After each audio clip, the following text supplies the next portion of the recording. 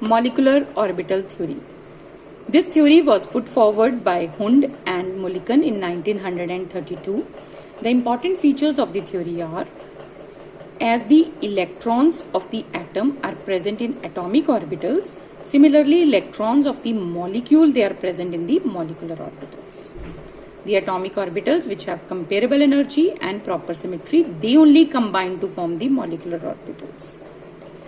The electron in an atomic orbital is influenced by only one nucleus, whereas the molecular orbital is influenced by two or more than two nuclei, depending upon the number of atoms which form the molecule. If two atoms form the molecular orbital will be influenced by two nuclei. If three atoms form the molecular orbital will be influenced by three nuclei. So accordingly, we use the term monocentric and polycentric.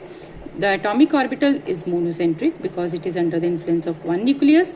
The molecular orbital can be polycentric because it is under the influence of two or more than two nucleus.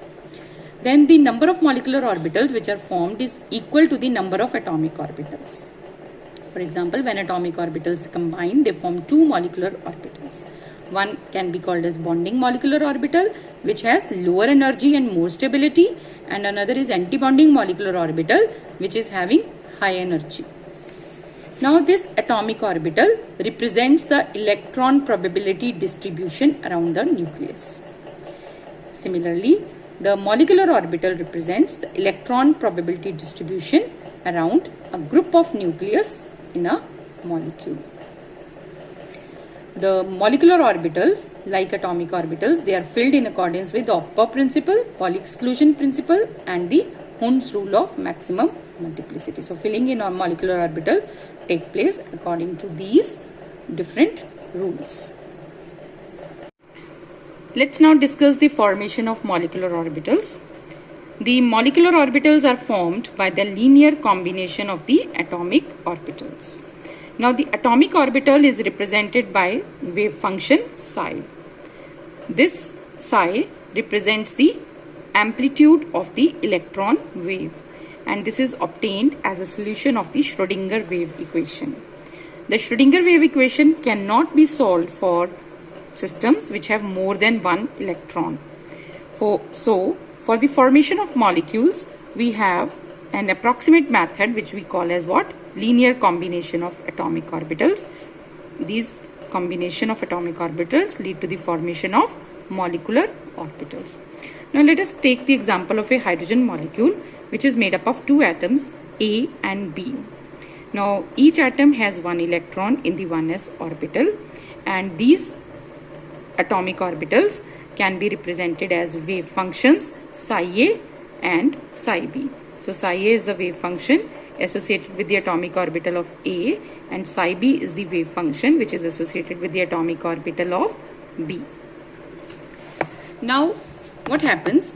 There is either addition or subtraction of these waves. Okay, the addition of the wave results in the formation of a bonding molecular orbital, and subtraction of the wave results in the formation of an anti-bonding molecular orbital. We can also understand this, that as these are waves, there can be constructive interference, and if there is constructive interference, then the electron waves of the bonding atoms, they reinforce each other. But if there is destructive interference, then what happens is that the antibonding molecular orbitals, in the formation of the antibonding molecular orbitals, what happens? The electron waves, they cancel out each other, right? So we can see here that this is the wave function associated with the atomic orbital of A, and this is the wave function associated with the atomic orbital of B. The two, they undergo constructive interference, and as a result a bonding orbital is formed, and if they undergo destructive interference, then there is a formation of antibonding molecular orbitals.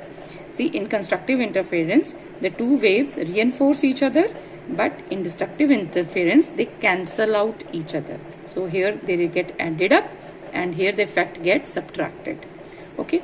Now, in the formation of a bonding molecular orbital, the electron density is located between the nucleus of the bonded atoms.